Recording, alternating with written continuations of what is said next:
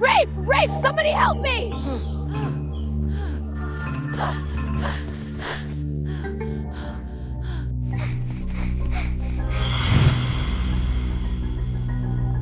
The sun sat low and lazy over Ụmụeze village, painting the red earth in warm amber.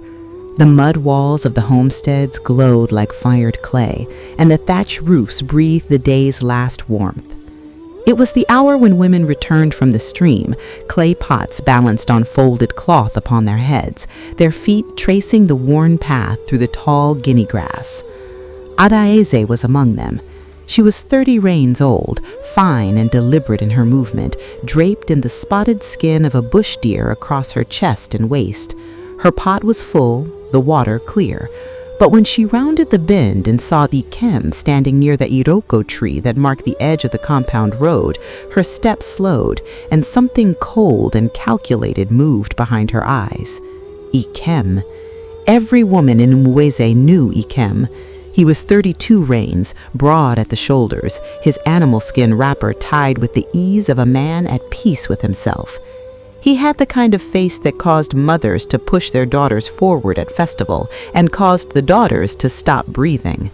But Ikem had made one thing clear to the whole village, to the elders, to the young men who teased him at the palm wine tapper's spot. It was the princess, only the princess. He had said it without shame, and the whole village had heard it. Ụmụeze had heard it too, and that was the beginning of her hatred. "Ikem," she called, her voice switching quickly to distress. "Please, help me set this pot down. My stomach is turning. I need to ease myself quickly." He came without hesitation, the way a man with nothing to hide moves. He walked to her, placed his large hands on either side of the clay pot, steadying its weight as she bent. The pot came down slowly, safely, but Ụmụeze released it before it fully landed. It hit the earth and shattered, and then she fell too, dropping herself against him, grabbing his wrists as he reached to catch her, pulling him down to the ground with her. Then she screamed. "Rapist! He wants to take me! Ikem is forcing himself on me! Help! Someone help me!" She held his wrists. She dug her nails in. She thrashed and screamed until the birds scattered from the trees. Ikem froze. He looked at her. He looked at his own hands trapped in her grip. He tried to rise and she pulled him back. "Let go of me! What are you doing?" he said, his voice low, shaking with disbelief. But the path had already filled with feet, men in animal skins, women clutching their children, old people who had heard the scream and come hobbling. Nobody asked, nobody paused. They saw a man on the ground over a woman, and that was enough. They dragged him. The Igwe's palace rose at the heart of Ụmụeze, its walls of thick red mud, its columns of carved bamboo holding up a wide thatched roof. Goatskin curtains lined the inner chamber. The Igwe sat on a stool of dark wood, his leopard skin wrapper across one shoulder, his ivory staff across his knees. When they brought Ikem in, dragged and roughed up, the princess came to the inner doorway to see what the noise was. Her name was Chisom. She wore the polished red and black beads of royalty, a fine antelope skin at her waist. When she saw Ikem surrounded by angry villagers, her face fell into confusion, and then Ụmụeze stepped forward, eyes red, skin cloth askew, and every confusion in Chisom's face turned to ash. "My own best friend," Ụmụeze said, her voice breaking beautifully. "The only man I have ever feared, and it was him. Chisom, I cannot lie to you, not against the man you love. I would carry this to my grave before I speak a lie against him. But it happened. It truly happened." Ikem opened his mouth. "Igwe, I only helped her lower the pot." Chisom crossed the floor and slapped him. The sound cracked through the bamboo hall. Ikem's head turned with it. He stood there, eyes blinking, and said nothing more. Not because he had no words, but because there was no place left in that room for his words to land. The Igwe raised his staff and motioned to the guards. "Lock him. We will consult Ezemuo in the morning." They took him to the cell beneath the palace, a small mud room with a low ceiling and a single shaft of light from a hole in the wall. He sat with his back against the cool earth and stared at the darkness. Morning came, and the Ezemuo arrived with his white chalk, his eagle feather, and his goatskin bag of divining objects. The whole village gathered at the palace compound. Ikem was brought out, blinking in the sun. Ezemuo chanted. He cast his objects. He walked around Ikem slowly, muttering low sounds that seemed to come from the earth itself. The crowd held its breath. Then Ezemuo straightened. He looked at Ikem for a long time, and in that look, something moved that was not the spirit, something human, something already decided. "He is guilty," Ezemuo said.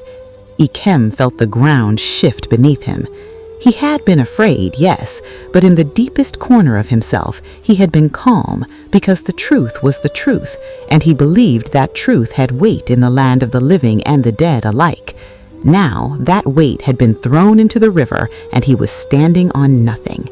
The princess turned away from him. The elders shook their heads. The Igwe's jaw set with quiet finality. "Take him back," the Igwe said.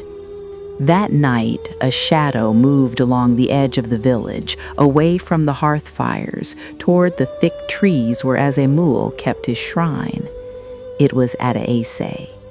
She ducked into the low entrance of his mud hut and placed a pouch of cowries before him.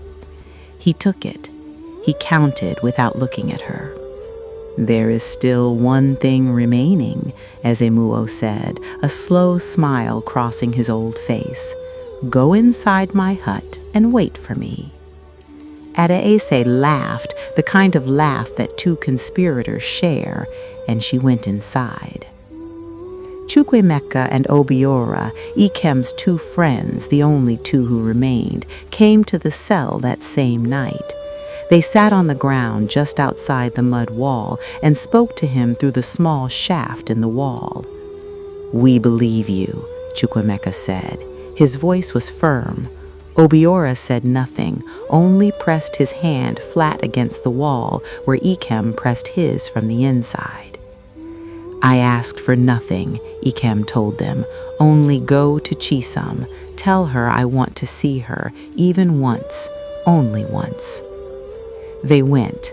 They knocked at the royal compound. Chisom came to the doorway wrapped in her nightcloth, and when they told her, she looked past them into the dark.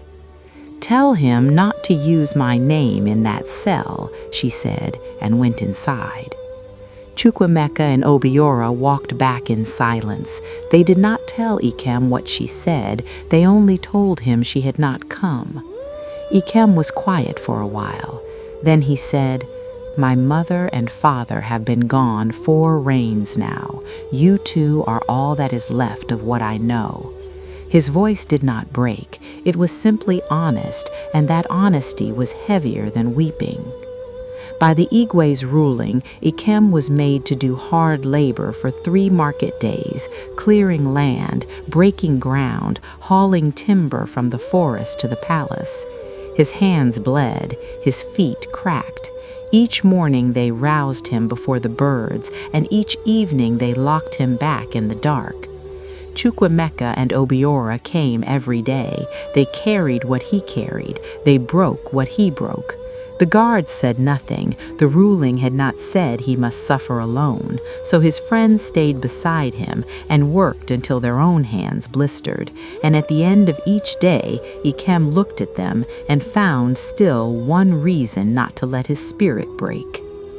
But on the evening of the 3rd market day, when the elders gathered and the Igwe prepared to release him, the villagers rose up.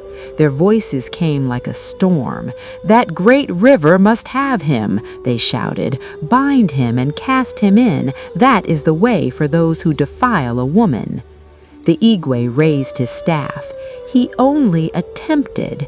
It is still defilement in the eyes of the land. The others who face death for the full act, he is no less guilty than they were in the heart of the offense." The Igwe looked around at the faces of his people. He looked once at the bamboo columns of his palace, and then he ruled. Ikem would be cast into the great river, bound. When the execution was set for the following morning, Ikem called the youngest guard to him and spoke quietly. The guard went to the palace, found the princess in her chamber, and delivered the message word for word. He says he loves her. He says he will always love her. He says he does not ask her to believe him, only to come, just to come. Chisam sat very still. Then she said, "Go," and the guard went back empty-handed. Chukwuemeka and Obiora came at nightfall and sat with him until the moon was high. They talked about small things at first, the time Ikem climbed a tree to retrieve Chukwuemeka's sandal and sat up there eating mangoes for an hour, the time Obiora fell into the yam barn during harvest and came out covered in vine. They laughed, quietly, so the guards would not hear. Then they were silent. "Whatever happens," Ikem said finally, "do not carry it long. Grieve a little, then live." Obiora said, "Nothing is going to happen," with a certainty in his voice that surprised Evan even himself. Chukwuemeka said nothing, but his eyes in the dark were already thinking. After the guards turned them away, the two friends did not go home. They walked instead toward the trees.